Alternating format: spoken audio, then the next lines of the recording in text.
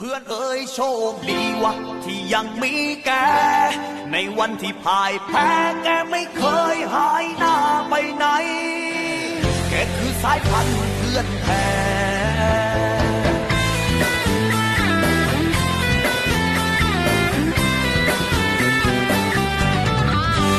ต้องยอมรับ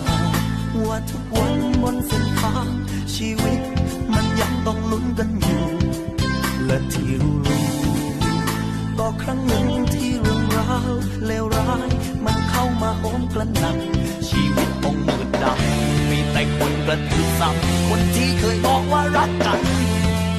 มันพ่ายหัวไม่มีเหลื